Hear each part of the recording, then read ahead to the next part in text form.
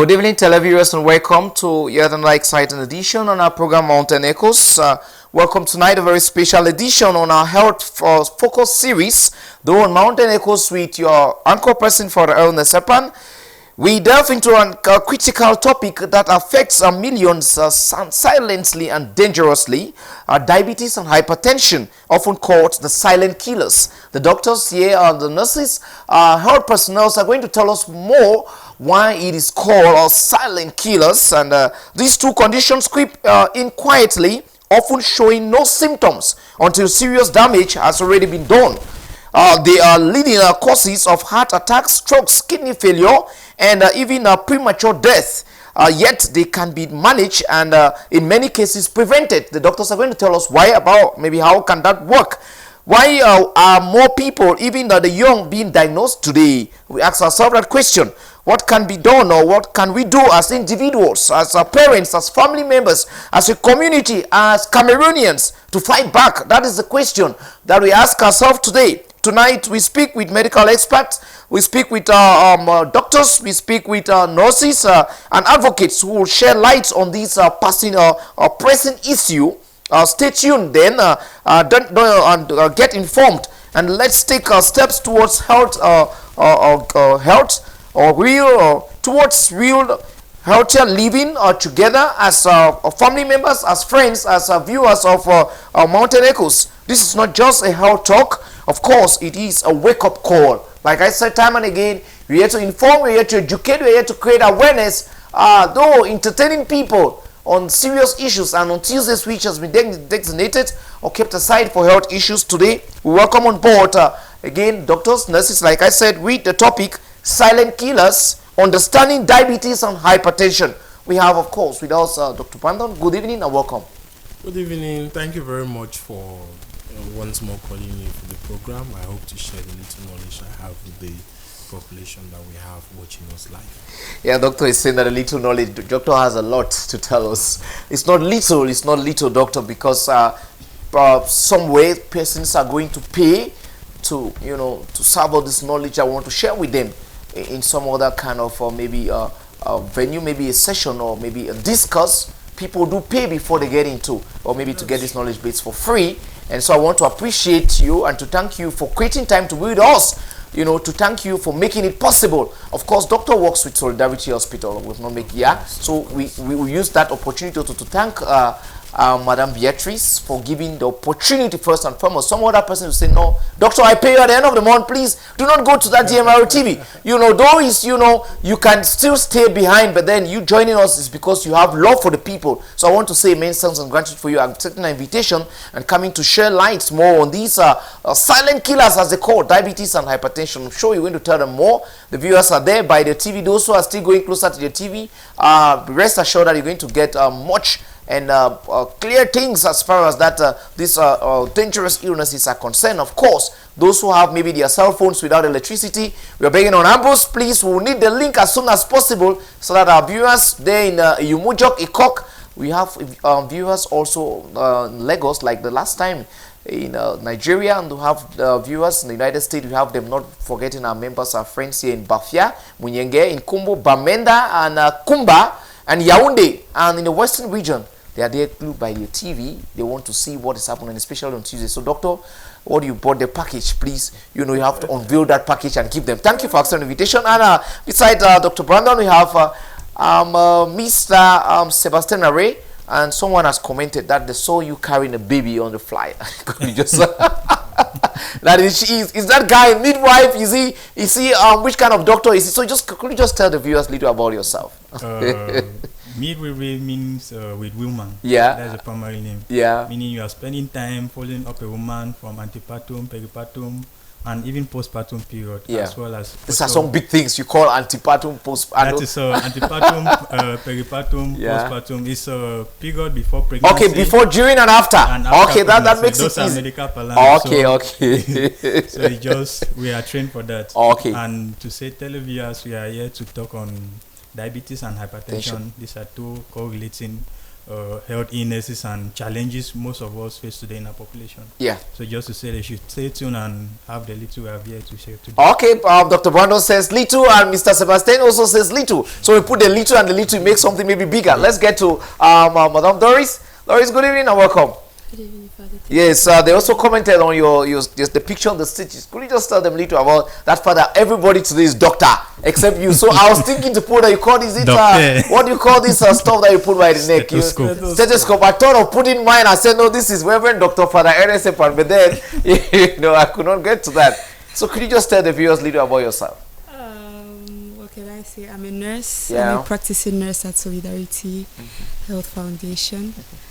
So we're here to talk on diabetes and hypertension. We're here to give a lot. Yeah. Yes. No small. So combining what Dr. Brandon has and Sebastian with yours, it makes a lot. Makes a lot. Little, and Yes. then yeah. We're here to give out a lot.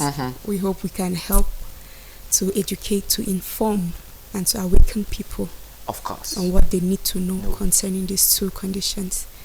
As silent as they may be, they are very dangerous and very alarming. Wow. Yeah, so we're here with a lot to give out to them. Yeah, thank you very much, Ms. Doris. For that, we call on Ambrose, please put the package together, put the little videos of 2 minutes together, so much so that after a couple of time, maybe 10 minutes, we have one, or 10 minutes, we have another one, to make the viewers, follow this, and for us also, to hold our breath, and then we can keep on going. Dr. Brandon, from the topic, it says, silent killers, understanding diabetes and hypertension. This is why there's a kind of a link somewhere. Could you just tell the viewers what kind of relationship we expect? Relationship with things that will build the community, but then this one is destroying the community. So there are some negative things that also destroy the community, like hypertension and diabetes. Yes, I think two of the most common diseases that you have in Africa now is high blood and diabetes. Permit me say in pidgin, I get BP, I get sugar. Like even as a doctor, when you're consulting somebody 40 years plus, when you're doing when you're checking the past history, one of the first questions, Mommy, you get BP? Mommy, you get sugar? Or you take medicine for BP, you take medicine for sugar. So it's a very common disease in our society, and I think the management or the way it's being handled, the health, the Ministry of Public Health is doing all it can to really help with the management, but there are multiple aspects of this management that are not well done, and these two things are related.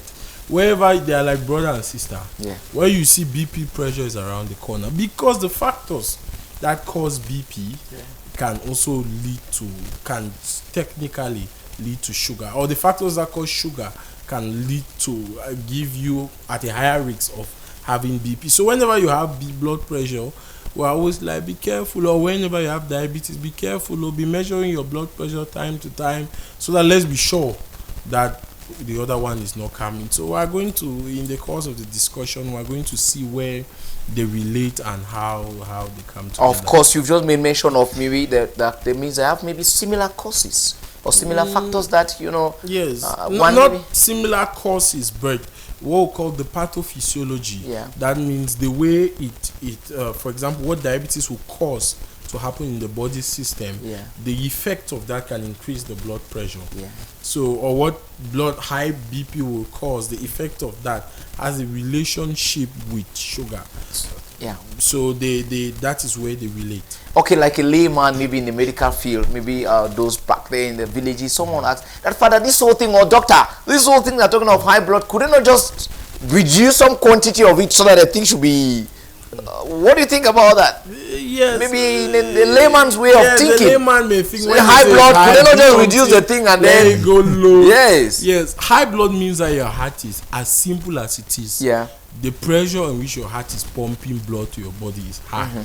So, and whenever it's pumping that pressure so high, the blood is passing through vessels, blood vessels, and it's destroying those blood vessels, and it's going to organ. It's like you're pushing water through a pipe from calm water with a very high force. So the pipe itself that is carrying the water is getting worn out. The second thing is that the houses that are receiving the water, the pressure that is coming, it can destroy even the metal because the pressure is too much. So that is technically high blood pressure. Now, if the problem is at the level of the heart is pumping blood at a very high pressure. The solution is to try to reduce that pressure, and we are going to see that to reduce that pressure is not so easy. It is a multifactorial. There are different things that you can do. It's a combination of different things to bring down that BP. Okay, yeah, thank you very much, doctor, for that. And like I said, that was like a kind of a foundation for us to pick up. So what are diabetes and hypertension, and why are they often called silent killers? In a summary, you know, some persons like you say, I get pressure. My sugar don't high. You know, they say those things in very so much so that there are some persons who are victims of that or patients, but they are not aware of it. Yes, and some persons are made it to be like their thing. That my sugar don't high. Yes. You know, it's negative, so you have to tell them. It's not your sugar. It's not your sugar. Is it your own? Unfortunately, we give possessive pronouns to diseases sometimes. Yeah, even or sometimes doctors will say that mommy, they are BP now. How? You see, you attach it to people. It's not the best. Yeah. Yes, we are at fault for that. Okay, in a summary, as I started, let me just conclude with high blood. Yeah. High blood means that your pressure that the heart is pumping the blood is high. Yeah. There are factors that affect pressure.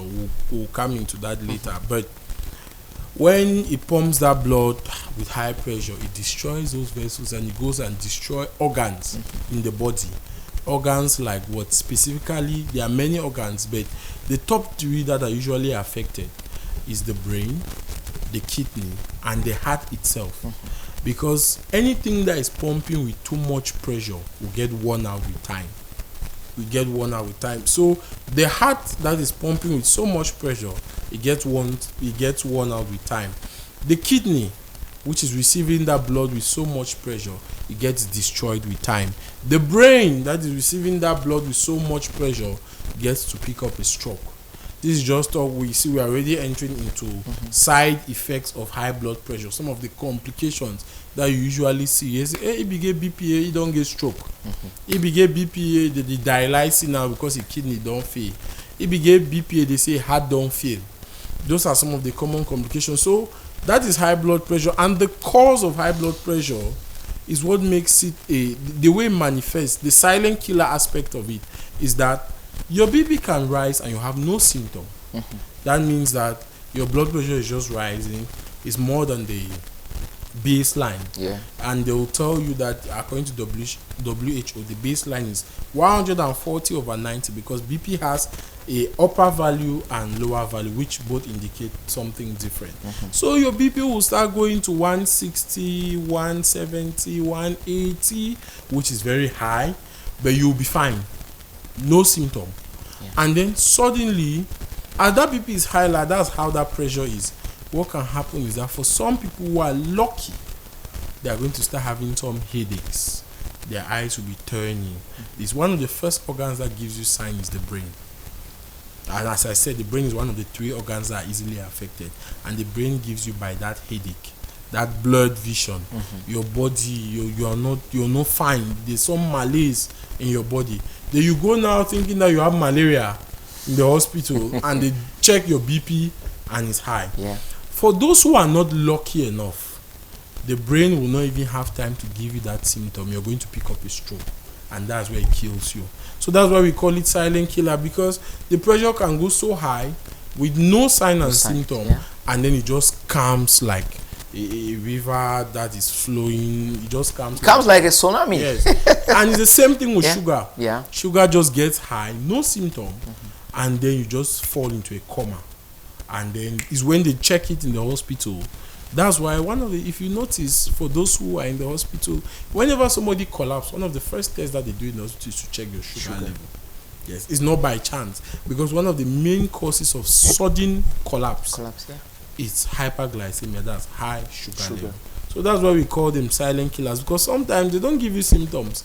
They only give you symptoms when they have reached their maximum, and sometimes the symptoms can be so powerful.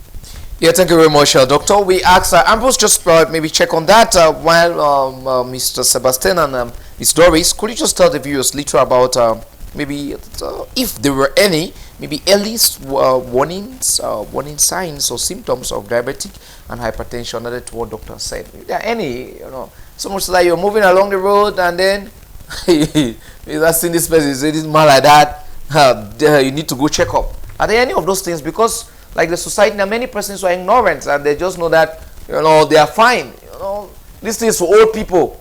You know, I they drink sweet mimbo, how man get sugar, or maybe I they keep up my heart, how man get high blood. You know, there are some persons are, you know. So what are some of maybe early warnings and maybe signs or symptoms, if there are any, that someone can maybe, when you just you see that and you can know that maybe this person like that, hey, if he or she does not sit up, something dangerous may come upon him. Yeah, there are a couple. Yeah. Like Dr. Elia mentioned, they are silent. Yeah. So a majority of times, people would not even pay attention. They will attribute it to other things. Maybe malaria, maybe typhoid, and the likes of those. So some things that we should consider, you start having sudden headaches of high intensity, high severity. You're a very healthy person, suddenly you start losing. So is a headache different from, like, sorry to cut you, is a headache different from what, you know, the candidates for GC this time around, some who have not been reading for a very long time, but this time they have to burn the midnight candle, and then that kind of sudden frontal headache, is that a distinction between that and the other kind of headache? I think a headache is a headache. Okay. Yes. A headache is a headache.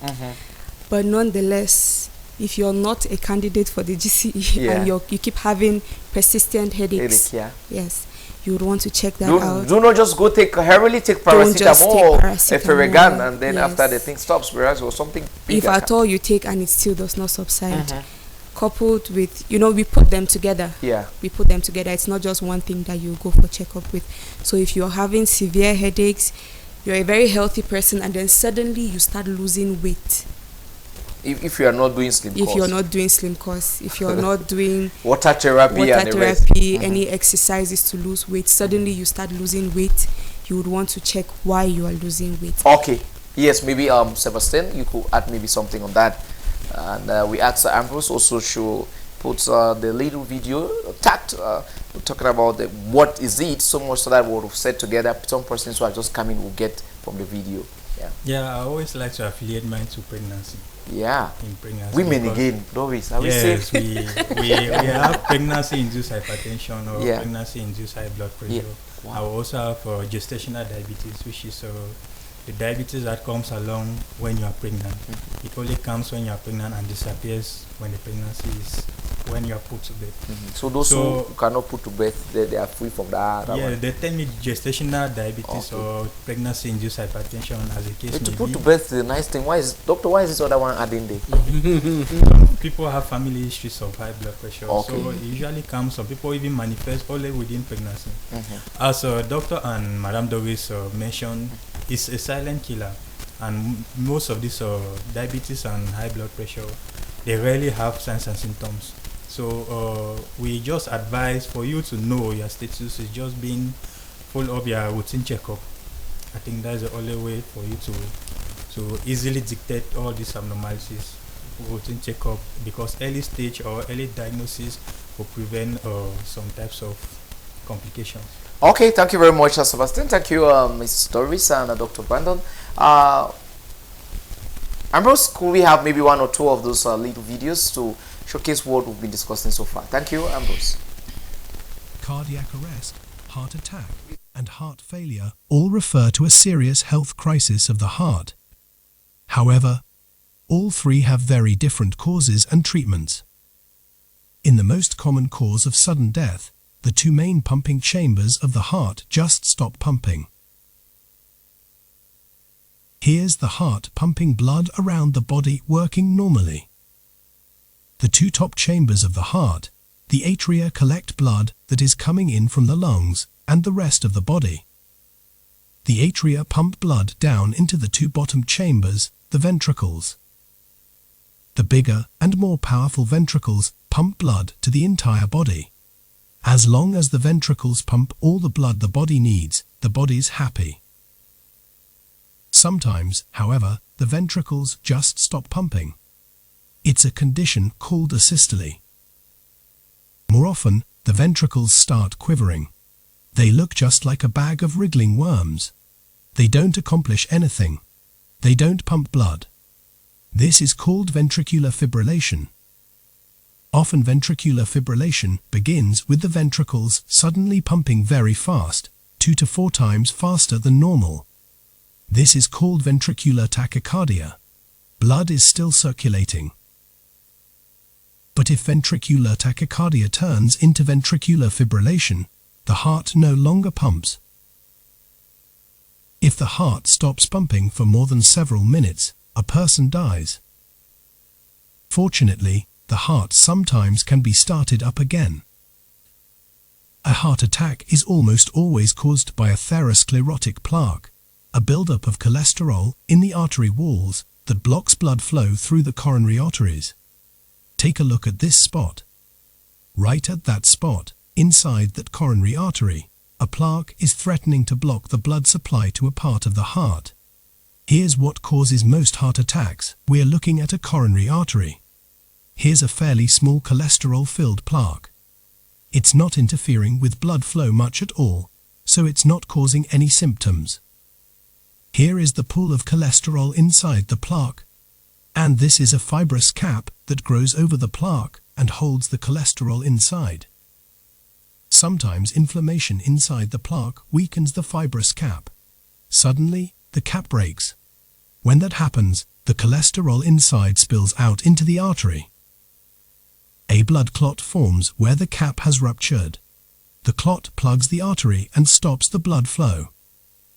The part of the heart that normally gets blood from the arteries suddenly loses its blood supply. Unless blood flow is restored, the heart muscle can die and no longer pump effectively. Heart failure occurs when either the left or right side of the heart doesn't work properly. When the left side of the heart isn't working like it should, blood gets backed up in the lungs. This makes you short of breath. Also, not enough oxygen-rich blood is getting to the body. This causes fatigue. Because the kidneys are getting too little blood, they don't make enough urine, so fluid builds up in the body. This can cause swelling of the tissues most easily recognized in the lower legs and feet. When the right side of the heart isn't working like it should, blood returning from the body backs up in tissues throughout the body. This too causes swelling in the lower legs and feet. The sluggish flow of blood and heart failure also can lead to blood clots forming in the heart. They can travel to the brain and cause a stroke.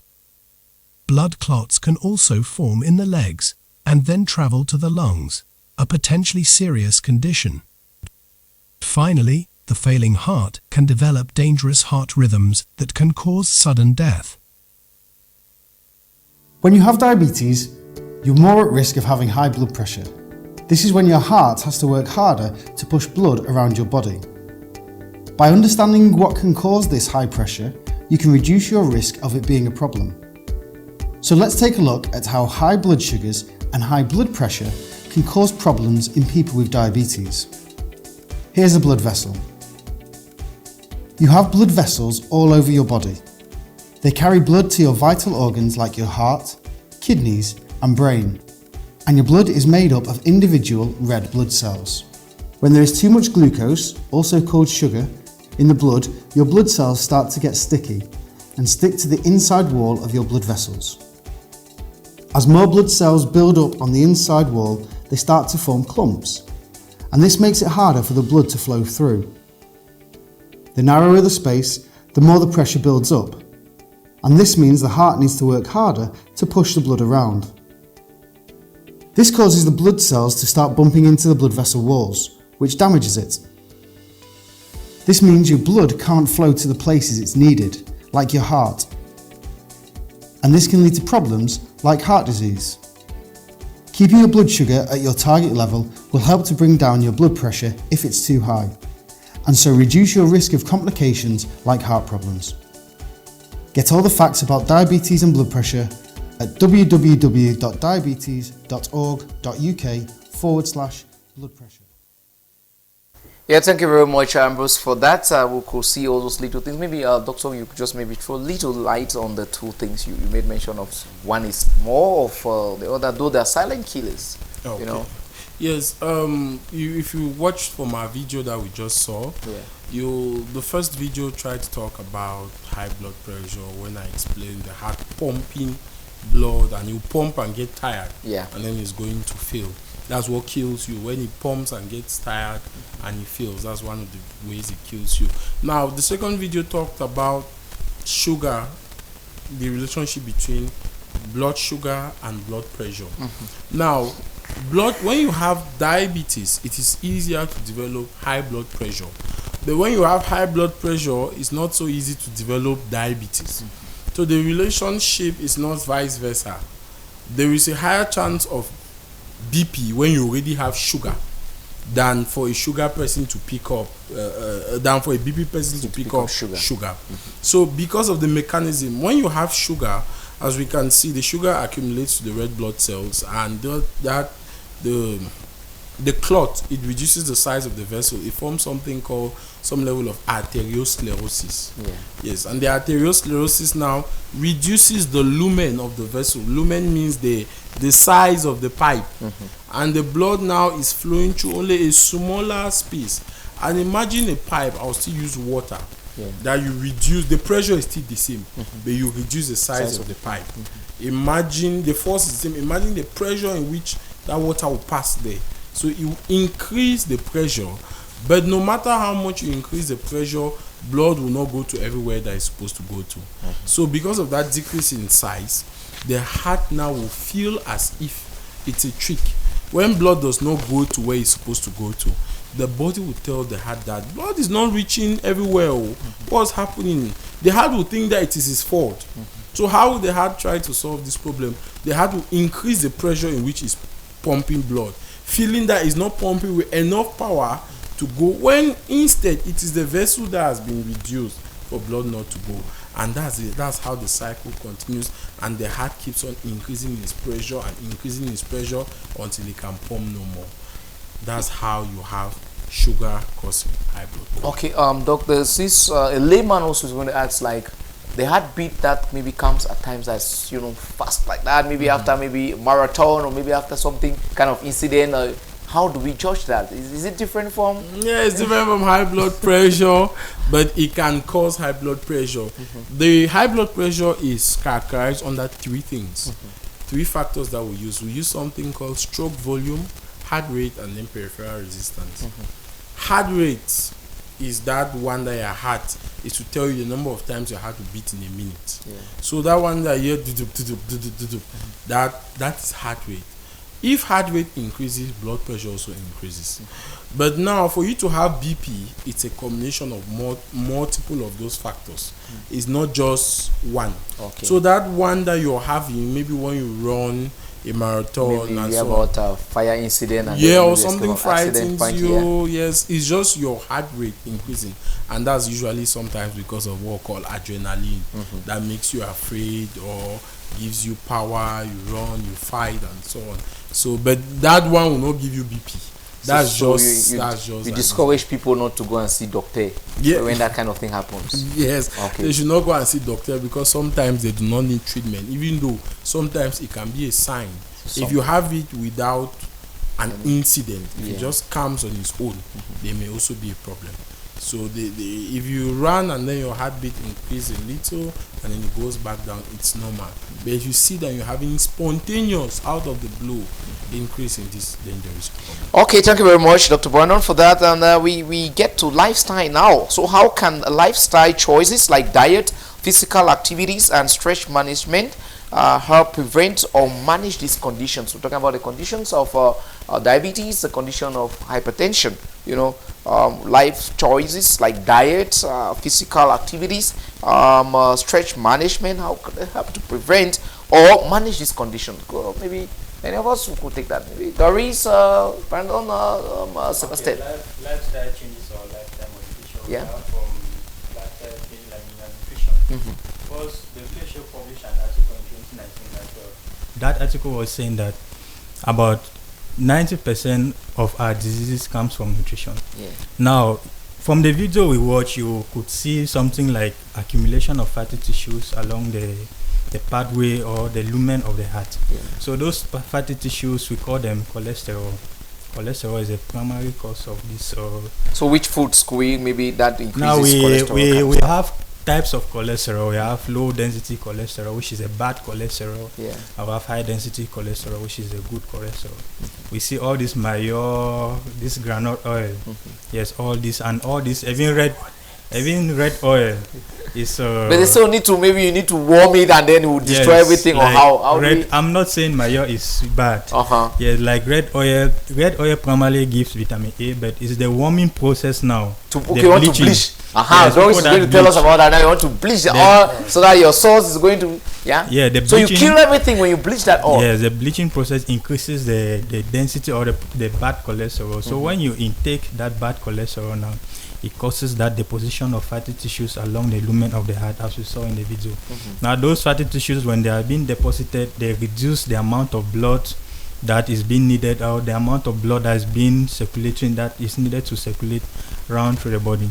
Now we have practicing lifestyle modification as well as exercise. Some people are just practicing what you call sedentary lifestyle. You don't do no sports, nothing.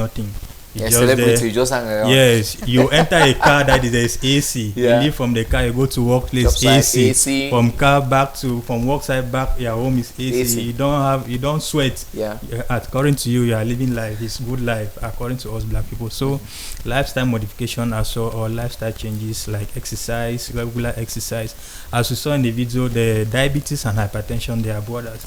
So when people that have this like this fat people, there's the increased risk of this high blood pressure, because when you have adipose tissue, or for fat people, let me just use it in the normal local parlance, fat people, they are always prone to diabetes. They are diabetes. When there's diabetes, there's high blood pressure. And also we say one risk factor of this high blood pressure is you being a black man. You being a black man, you are already a risk factor of having high blood pressure. Because now science, are you encouraging us to go maybe do what Michael Jackson did? Science are proving that black people will have too much worry. It might be in the morning you wake up because of poverty. First is a leading cause. Poverty, you get up in the morning, use that local words, my picking go chop all this, getting worried, and marriages as well, all those things, they are attributing factors also to this high blood pressure. We'll be coming to that. We skipped something, Doctor. I was talking about maybe factors. Before we get to these factors that may, in one way or the other, push someone to be diabetic, or maybe high blood pressure. Maybe Doris will tell us something. Doris will get maybe diets, physical activity, stress management, help to prevent or manage this condition. Which kind of maybe diets, maybe which kind of activities added to what Sebastian said? Which kind of chop do you? That's it, no, Doctor. The chop. Which kind of chop are we to chop? To have maybe to prevent that or to manage those with diabetes. Is it shawarma? Is it shawarma or maybe hamburger? Definitely not shawarma. So we're encouraged. No. Hey. So and we shouldn't. Problem, so in my honest opinion, we shouldn't. Okay. So what we should be consuming to prevent diabetes and hypertension, we should take more vegetables. Take as much vegetables as possible. With Doris, I have a problem. Like Doctor is going to tell us more about that. It's no news to us that maybe 50 or 60% of the vegetables that we do eat this time around, as compared to what Dr. Buano and I used to eat in the early 90s. Doctor, this kind of stuff like that is carrying you closer to your grave. Yeah, that's true. Different from what my mom plans, because she's not used to those things. Yeah. So well, we're all encouraged to be able to do one or two things. They call it organic ourselves. kind of what? You do organic farming or what? Yes. Free from those fertilizers. You could put maybe dung from from fowls, from cow cattle, dung, or maybe poultry, all those kind of stuff. So we're encouraged to plant our own vegetables. If you're not very sure of where you're going to buy, if you're not sure of how it was cultivated, you're encouraged to cultivate yourself. Or better still, buy from the people that you know that they don't use. Also. Yes, if they are honest. So we take much fruits, take much vegetables, drink as much water, avoid fatty food. Like? Avoid a lot of pork.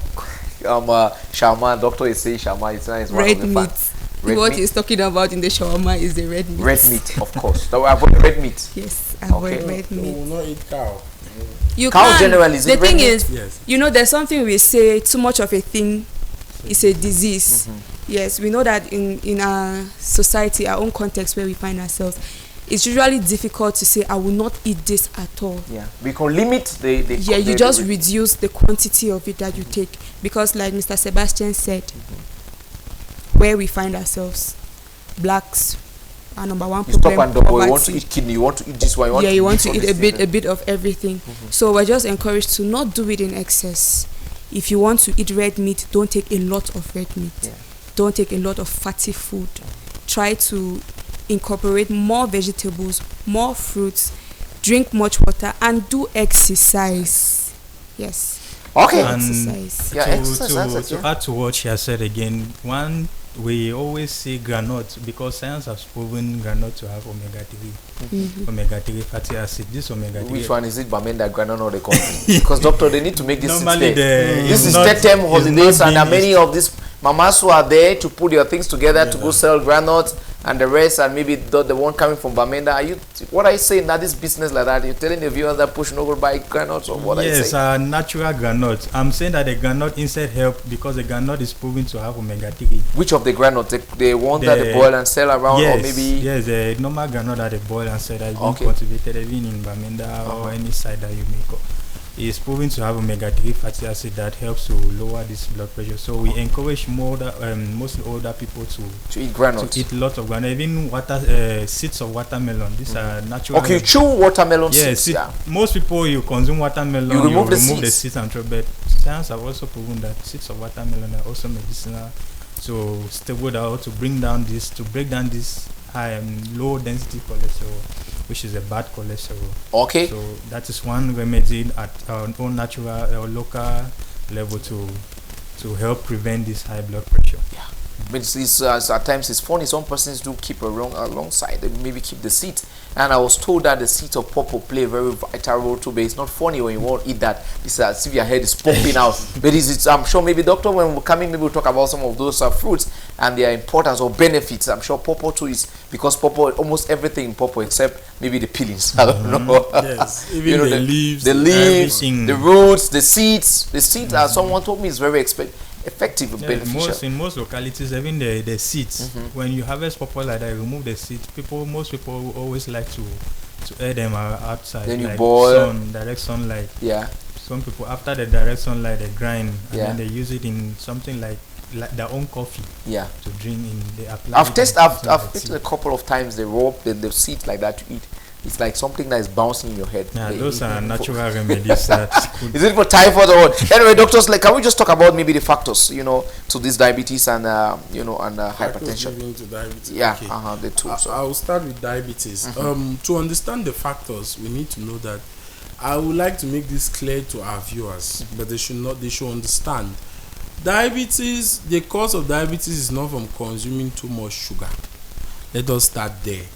Because when the disease itself is called sugar in pidgin, so you know that when I drink tea with sugar, I'll have diabetes. Say you hear a mother will say, you put 4 cubes sugar for your tea, you can't make and so get diabetes. No, diabetes is caused by a problem of what we call insulin. Insulin is a hormone in the body that regulates the quantity of sugar in your body. And when there is a problem with insulin, then you're going to have diabetes. So if there's a problem with resistance, there are 2 things that cause diabetes. You have resistance to insulin and inadequate production of insulin. So all the factors that will lead to diabetes will either come from a resistance to insulin or an inadequate production of insulin.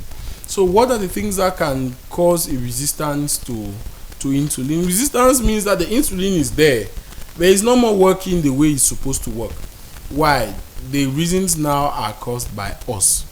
One of the first causes of resistance to insulin is steroid production. What do you mean by steroid production? Excessive steroid production. Cream, like for ladies who want to make themselves fair, they call it topical steroids. Like you rub cream for 10 years, 15 years. The consequences of it, you're going to lead yourself to diabetes. The chances are so high. so high. I'm saying this to our mothers. I diagnose a lot of patients with diabetes at their 40s, 45. When you see them, their skin is yellow and red. You see them, you know that they have used cream for a very long time, 15 years and so on. And diabetes is coming. It's very common. Another cause of resistance to insulin is lack of proper physical exercise. Like my colleague Sebastian was saying, when you don't have good physical exercise, you have a sedentary lifestyle, that's physical inactivity, you're going to have that. Why? Because of the problem of the accumulation of the cholesterol and so on. That will contribute to resistance to insulin. So resistance to insulin has other factors. Now I'll also talk about factors that have to do with decreased insulin production. Decreased insulin production can come now from a problem of gene. You hear they say for a family will get diabetes. Now, if my mom had diabetes, when they say I am at the risk of having diabetes, it does not mean that I would definitely have. I'm at the risk because I may surely have a problem with that insulin production. But now, if I live a funny lifestyle, if I do my cream, if I eat a lot of what we call high calorie diet.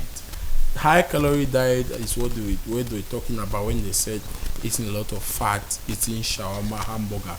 Those are high calorie diet. I can eat a big plate, like in the past, people will eat a big plate of Irish, maybe sweet potatoes and cabbage, apparently, but they will never have diabetes. They will eat sugar cane, eat a lot of things. They will not have diabetes because those meals are what called low calorie meals. It's not about quantity, it's about the quality of what you are eating. So if you eat your one shawarma every day, and I eat 3 times a day, and I'm eating my cocoyams like our mothers in the village, I'm eating my sweet potatoes and my bitter leaf and my normal things, you with your one shawarma every day, you can pick diabetes and high blood before me. So you either have a resistance to insulin, which as said can be caused by physical inactivity, which can be caused by what you eat. High calorie diet, it can strain from the meat, excessive red meat, it can strain from eating a lot of fatty products and so on.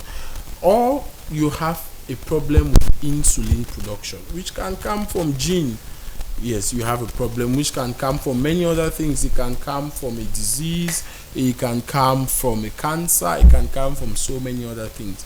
But one of each, these two things are like the resistance to insulin and the decrease in insulin production are the 2 pillars from which every factor of diabetes arises. While for blood pressure, the main thing is that anything that will increase the quantity of blood that is leaving your heart, there are 3 things. Anything that increases the quantity of blood that leaves your heart, anything that increases the rate at which your heart beats, and lastly, anything that reduces the size of the blood vessel that the blood has to pass through will increase your blood pressure. So stemming from lack of physical activity, stemming from eating a lot of fatty products, stemming from somebody who has let me say a disease that increases something called adrenaline in the body. The factors are many, but I like to separate it into those 3 major aspects. So those are some of the factors that can lead to high stress. Very common factor. My colleague spoke about poverty. Whether it is poverty, it is what all of them run around stress. Yes, but I will tell you that it will be surprising for us to know that when we spoke about the food, the white man eats more junk than us. So why are they not more victims? Because the white man has more physical activity than us. That's the difference. So the white sit in beer parlors, yes, and they are then doing their sports. They do sports, so they eat the hamburgers all the time. They eat the shawarma all the time, but they do not joke with their physical activity. We eat the hamburger, we eat the shawarma, but we don't do physical activity, even though we don't eat it like them. But this is to tell you the role. Physical activity has a giant role. It is more important. Physical activity, I will dare to say, for me, is more important than your diet. Because you see people who drink every day, but the level of sports at which they do, they don't have diseases. But you see somebody who drinks once in a while but does not do sports, and he picks these diseases. So that tells you that physical activity, the weight, this is just from my personal experience. I've not seen a study on it, but the weight of physical activity, it's heavier than even the diet. Yeah, thank you very much, to Doris, Ms. Doris and Sebastian. Could we maybe look at these? Are there any common myths, or misconception about diabetes and hypertension in our community? You live with people. Some kind of common myth and misconception about diabetes and hypertension. You maybe heard about that? Yeah. There are a couple. Yeah. And one of them is that it's something for old people. That's a lie. Is a young person having diabetes or hypertension, therefore they blame, maybe they go to the village people. That's another thing. They attribute it to witchcraft. Yeah, so there are a couple. The fact that most people think that you need to be 50 or 60 plus to suffer from diabetes, or you need to be 80 plus to suffer from high blood pressure. That's not it. The fact diabetes is classified into two. There's type 1, there's type 2, where one stems from genes and your body's inability to produce insulin as it should be, according to what the doctor explained. And then people also believe in the fact that if they tell a 12-year-old girl that she's suffering from diabetes, her parents will start thinking, now that my stepmother, they will attribute it to witchcraft, of which that is not the case. The human being is a machine.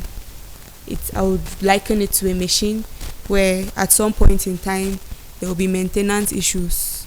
Yeah, you need to go to the garage. You need to go to the garage, yes, to check. The plumbing system might have a problem. At one point, one pipe could be blocked, which will lead to one thing.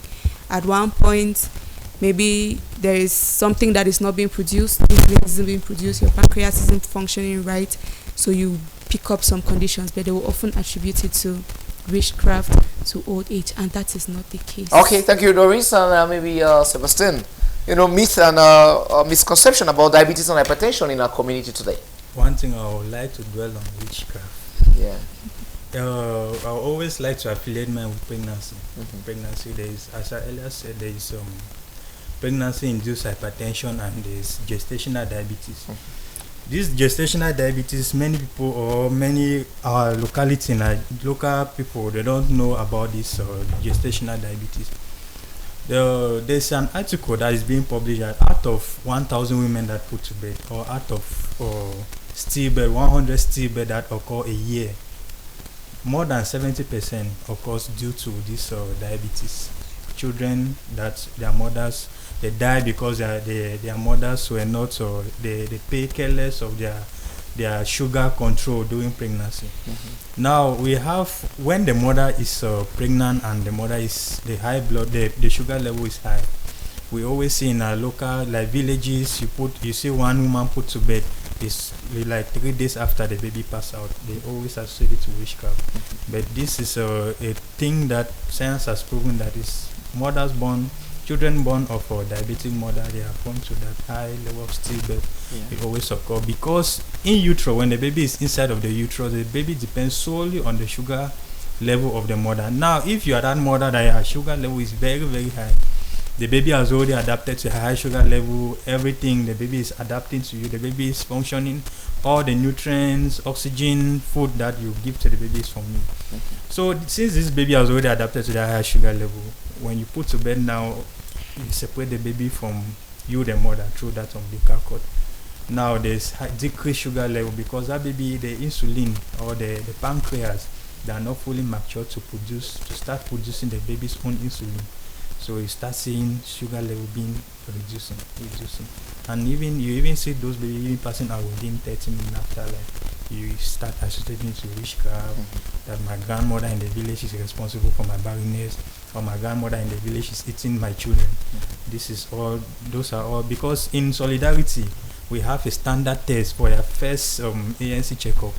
You do follow up of sugar level. It's very, very vital to prevent all this stillbirth. Could you just share more about your job description in Solidarity? Like I said, some person asking, Father, who is this gentleman carrying a baby Could you just tell us a little about that? Yes, I'm a midwife at Solidarity, and in Solidarity we have IWC, which is infant welfare care vaccination for children, and we provide ANC deliveries, and UPEG. UPEG is site for the HIV positive side women. Yes, so we provide all those services and many more, family planning, all that. So with our pregnant women, when you come for your first, we call that booking visit or booking clinic.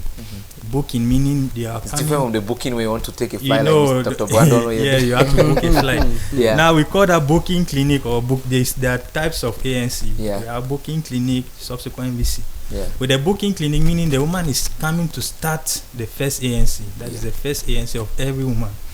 So you book that woman starting from complete history taking. Yeah. You take, mommy, you get how many picking. You know, for a family, when I get twin in our local, because we always like to use the common language, the common black man language. When I get how many, you get how many picking. Any twin common in the family. First, diabetes, any diabetes common in the family, any hypertension common, because there are some women that we always see them suffering or battling with these two issues at the same time. And we say diabetes and hypertension, they are correlating. And we always see people with diabetes or people with high blood pressure, we see them going to what they call, there's a pregnancy condition that they call preeclampsia. Preeclampsia is increased blood pressure of above 140. Yeah. 140 for, we have systolic and diastolic, increased blood pressure, and what they call protein in urine. There's a protein in urine of pregnant women. So those are with plus edema. Edema means swollen legs. Yeah. You saw from the video how and what doctor explained. Anytime that you see swelling organ, means there's a problem with organ, either the kidney, brain, or the heart. Yeah, or maybe this could go to doctor. What about the ones that people you sit in a car, you travel from here maybe to Yaoundé with the nature of our road now, either be it national road number 1 or 2 or 3, and then you have swollen legs, and then after it disappears. What is that? Some persons you can for find. those who don't have any heart problems, for people who are, let's say, who are relatively healthy, yes, that edema, we call it independent edema. That edema that swelling is called edema. Yeah. But that swelling, the major cause of it is as a result of blockage of veins that's supposed to carry blood back to your heart. The heart pumps blood with pressure that goes to different parts of your body. For that blood, imagine the heart has pumped blood to your leg. When your leg takes that blood with all the nutrients, it uses it, it has to send back the dirty blood, let me call it that way, back to the heart, for the heart to and the lungs to recycle it. Now, what happens is that there is that blood has to be pumped back up against gravity from different sides to come back to the heart. So what happens is that the blood that is coming back passes through the veins, and the veins have a specialized system for blood to come up. They use the muscles. So when you move, your muscles are contracting. The contraction of your muscle helps to carry that blood back up. So imagine somebody who is sitting for hours, no movement, no stretching, no way for that blood to come back up. So now fluid starts accumulating in your legs. Okay, yes, some other person, so that it should not be, they get mixed up between this and the other one. Okay, thank you very much, Dr. Brandon, for that. So, how often should people go for medical checkups to detect these conditions early enough, diabetes and hypertension? And after this, we're calling on Ambrose to give us, I'm sure we have 2 of those little videos again, and then we'll pick up the 3rd part of it. Regularly for diabetes and hypertension, it depends on if you are at risk or not. For those who are at risk, that means that you have a family history of diabetes and hypertension. You should start going for checks as early as 30 years old. Yes, as early as 30 years old, because you can diagnose diabetes type 2 from 30 years old. Hypertension can come as early as 30 years old. So for those who are at risk, you should go yearly, once a year, for your check. You check your sugar level, you check your blood pressure. Normally, if you're having your small sicknesses, malaria, typhoid, gastroenteritis, they will be checking your your blood pressure, because anytime you go to the hospital it is routine. But for your sugar, you should check it at least once every year. It is very, very important. For people who, as you go higher, 40 years, 50 years, you start talking about checks of twice a year, checks of 3 times a year, and so on. So the exact frequency will depend on how high of risk you have, family history, size, if you're very obese, having what we call a high body mass index, and so on. But from a start, from 30 years old, you should start doing a yearly check for check your blood pressure and check your sugar level. And you should do it by seeing a doctor. I always insist, don't just go and just pay and do your test and take your result and go when they tell you that is normal. See a doctor. Because sometimes there are different tests that we use to check for diabetes. There are different, there is what we can call pre-hypertension, that you can be exposed to start having hypertension. But if you do not see a doctor, you will not be able to know about this. So when you go to check for your BP and your sugar, please, my dear friends and parents, see a medical doctor, consult with the doctor. The little 1,000 francs consultation fee, because sometimes values that you think are normal are not normal. I will tell you that. So the values, the people are so focused on ranges. Sometimes even within the normal range, I will tell you that you have started developing hypertension. So it's important to see a doctor. Yeah, thank you very much. I'm sure, Ambrose, you have something for us there before we take the last part of our program tonight. So we've been looking at these silent killers, understanding diabetes and hypertension, you know, with all the knowledge from Dr. Brandon, from Ms. Doris, also a nurse, from Mr. Sebastian, also a nurse, all from Solidarity. We want to, we say credits to the boss there. We equally will not forget the GS, you know. You know, giving that maybe a kind of maybe a ticket for them to join us and encouraging us, and we pray that, you know, they keep on helping people there out, because you're out there, because you are here. We cannot come here if you guys are not out there, you know. Contributions and maybe the link also, like I said, Ambrose, they're waiting for us. Could you just give us the 2 videos that we have left? Diabetes and high blood pressure are 2 chronic conditions that often go hand in hand. Both these conditions can lead to serious complications, and if managed together, it can lead to a significant health benefit. The coexistence of diabetes and hypertension significantly increases the risk of cardiovascular diseases and mortality by 2 to 3-fold. A few of the conditions that contribute to both hypertension and diabetes include obesity, a diet high in fat and sodium, chronic inflammation, and inactivity. If you have diabetes and high blood pressure, the American Diabetes Association recommends that you self-monitor at home, record the readings, and share them with your doctor. Now, why should those with diabetes be aware of the risks of high blood pressure? If you are a diabetic, your body resists insulin and sugar builds up in your blood, and this causes your body to retain salt and fluid, which is one way diabetes increases your risk for high blood pressure. Over time, small blood vessels in your body are damaged, and this causes the wall of the blood vessels to stiffen, and this leads to high blood pressure. So when you have high blood pressure along with diabetes, first, you have an increased risk of heart attack, strokes, and eye or kidney problems.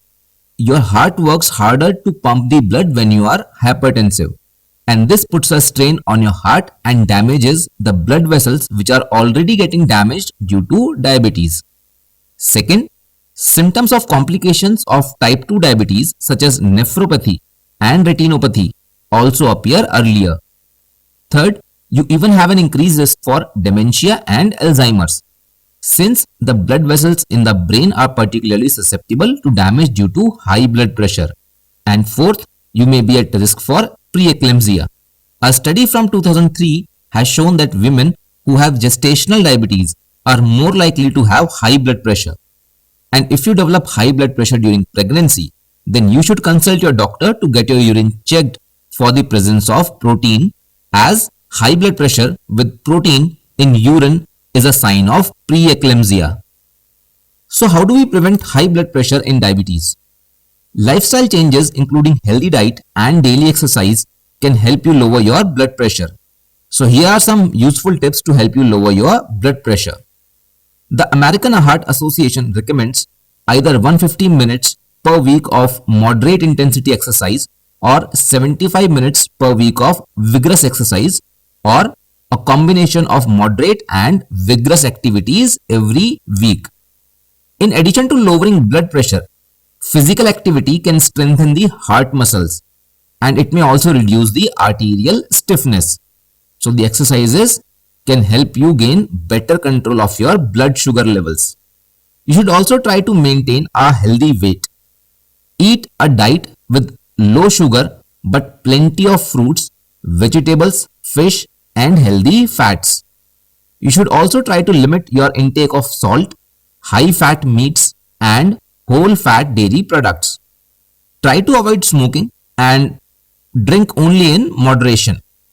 Avoid non-steroidal anti-inflammatory drugs, that is NSAIDs, which can raise your blood pressure, and though you may take acetaminophen instead whenever it is possible. Also, do see your physician regularly and get your blood pressure checked regularly. So though some people can improve their type 2 diabetes and high blood pressure with lifestyle changes, but most others require medicines to control their condition. So depending on their health status, people may need to take one or more medicines to help manage their blood pressure. Most of the high blood pressure medicines may be included in one of the following categories, and these include: first, angiotensin converting enzyme inhibitors, that is ACE inhibitors; second, angiotensin 2 receptor blockers; third, beta blockers; fourth, calcium channel blockers; and fifth, diuretics. So at last, I would say that you should seek help of a healthcare professional to develop a personalized management plan that includes dietary, exercise, and medication recommendations to manage both diabetes and hypertension. So that's all for now. I hope the video was helpful. Thank you. There are two main types of diabetes, type 1 and type 2. They're different conditions, but they're both serious. There are some other rarer types of diabetes too. What all types of diabetes have in common is that they cause people to have too much glucose in their blood. But we all need some glucose. It's what gives us our energy. We get glucose when our bodies break down the carbohydrates that we eat or drink, and that glucose is released into our blood. We also need a hormone called insulin. It's made by our pancreas, and it's insulin that allows the glucose in our blood to enter our cells and fuel our bodies. If you don't have diabetes, your pancreas senses when glucose has entered your bloodstream and releases the right amount of insulin so the glucose can get into your cells. But if you have diabetes, this system doesn't work. When you've got type 1 diabetes, you can't make any insulin at all.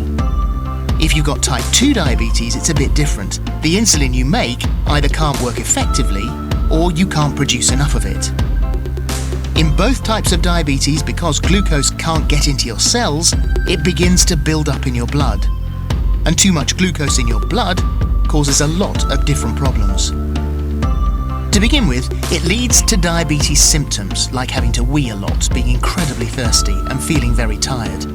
You may also lose weight, get infections like thrush, or suffer from slow healing wounds. Over a long period of time, high glucose levels in your blood can seriously damage your heart, your eyes, your feet, and your kidneys. These are known as the complications of diabetes. But with the right treatment and care, people can live a healthy life. And there's much less risk that someone will experience these complications. If you've got diabetes, you can find lots of information and support about living with it using our website and helpline. As well as campaigning for everyone with diabetes to get the right care, Diabetes UK fund research into all types of diabetes so we can develop new treatments and one day find a cure. You can find out more about type 1 and type 2 diabetes. Thank you very much, Bruce, for that package. Well, it's kind of like a summary. So we need to take fruits, we need to take vegetables, like Doris said. We need to do exercises, and I picked up two things there which are so important. You know, this whole thing of, we talked about cancer the other time, we talked about kidney issues, There is always this fight of, avoiding smoking and over drinking. Doctor, could you just share a little light about this whole thing of smoking and the race?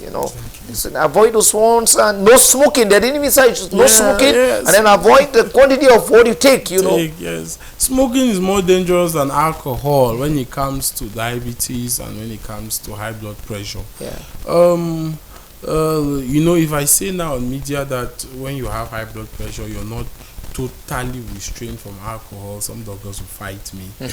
But you're totally restrained from smoking.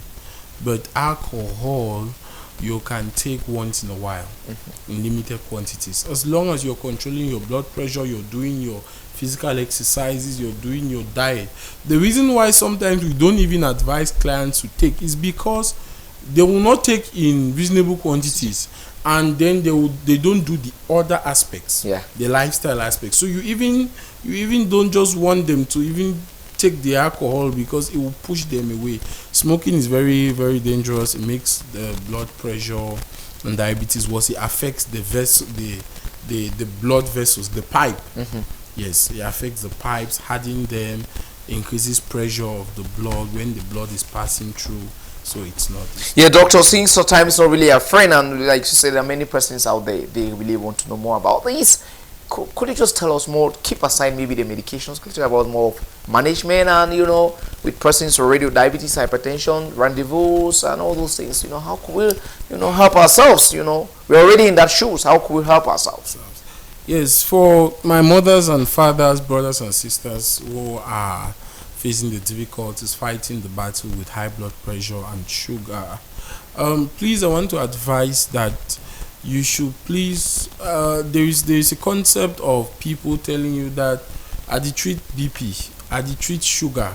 It makes you, some traditional people, they make you stop your medication in the name of you're taking something to this. Please do not listen to them. I just had to make that point. Physical exercise will always have its place with the lifestyle modifications.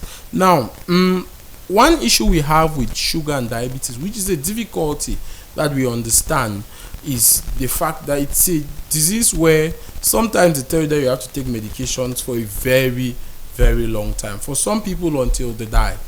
Now, this is difficult for everybody. Yes, because sometimes even to finish a 10-day tablet dose is a problem. What about taking medication for 20 years, taking medication for 10 years? So our mothers and our fathers, we understand you, we understand the difficulties that you face. But this is one thing we need to understand, because somebody will be like, I don't take this Weimar medicine since it need to work. I don't take the medicine for 10 years. That medication is not there to cure hypertension or diabetes. It is there to treat. That means to control it, not to go out of the normal.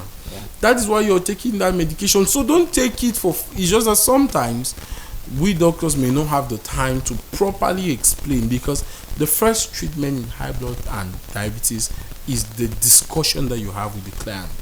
That discussion is longer, is the most important part, because when you explain to the client that this thing is about to control, and you should understand that in the controlling you have to take medication, you have to do lifestyle, and then everything will go through. But if you tell them that, mommy, you get high blood, I will start giving you the medicine, and that's all. The client understands that if you give it for 30 days, after 30 days or 60 days, the treatment is over, and especially when the blood pressure is normal. Yes, so it's an important point to understand. And so please, when you're taking this your medicine, it is to control. Do not stop your high blood pressure medicine unless your doctor decides to stop, because I'll tell you, for some people, they are lucky it's reversible at certain ages, with when they have proper physical exercise, proper dieting, and there are times that the drug, you can reverse and stop medication and continue with lifestyle. But please, this is where there is a problem, because many people take this decision without the consent of their doctors. So you hear someone will say a doctor will follow up a client and this will work for them.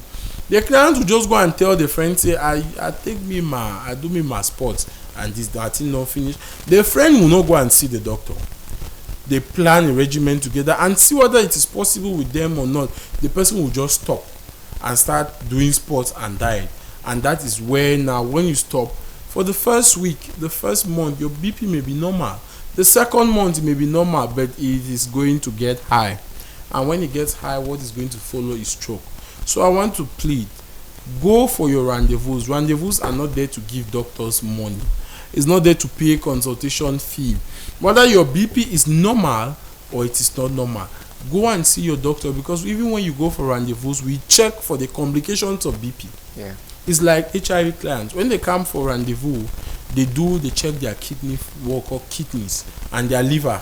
Yes. So it's the same thing. When you come for regular rendezvous, we look at the BP, we look at the drug. Is it overworking?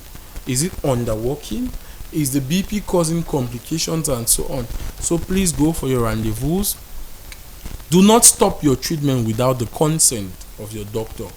Avoid changing doctors when you have blood pressure and sugar. Choose one hospital and go for your follow-up there. There is no need today you're here, they are writing you this high blood medicine.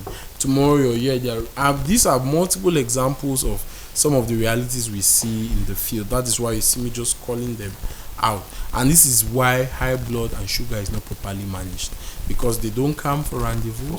They change doctors. Today this doctor will give some mix contromexin and this other one. Yes, they change doctors. They believe that you hear a mother will say, I have not seen doctor for 3 years now because I know my method, I just go buy them. Take them. Yes. No, even the ones that they go and buy in the pharmacy, yeah. They don't, for 3 years, they know that they are controlling the distance, but they do not know that silently the high blood can be having complications on other organs, even if your blood pressure is normal. Yeah, thank you very much, Doctor. Doris, one word to those who are in the shoes of diabetes and hypertension. Just one word to them. I would like to tell you to follow up with your rendezvous, like the doctor said. Okay. We can only treat, we cannot cure. And in treating, we need to see you. We need to have you come for your regular checkups so that we know whether you're moving up the margin or below the margin, and we know where to place you. Those who are not diabetic, not hypertensive, I want to urge you to live healthy. Try to exercise, try to eat fruits and vegetables. Good. That's Doris and Sebastian. What do you have for our viewers out there as far as today's edition or topic is concerned? Yeah, one of the good news is that all of these blood pressure, sugar, diabetes, all this, we have the units in Solidarity Hospital. Okay. We offer all these units, so it's just to advise them. This is for them. Free? Yeah, so most of them are very, very, very subsidized. Okay. Yes, we bring them to very, very subsidized, so that they could encourage many people to come get their self tested or to come for their follow-up. So it's just to encourage televiewers to take their rendezvous very, very serious. Yeah, thank you very much. I want to say many thanks and gratitude to you for coming. Thank you, Dr. Brandon. Thank you, Doris. We say immense thanks also to the GSs, Madam Solange, right? Yeah. Maureen, Madam Maureen, and Antibia, who is in charge, for letting you guys come here to share your knowledge with the public. Thank you very much, Ambrose. Thank you very much, Madam Joyce Bong. Thank you very much, Mr. Yannick. And of course, we say thank you to our Bishop Michael Bibi, #1 supporter and promoter of DMRO TV. See you. Catch up with the next program tomorrow. Here's another rendezvous with Mountain Echoes. Still me, Father Ernest Sepan. God bless you.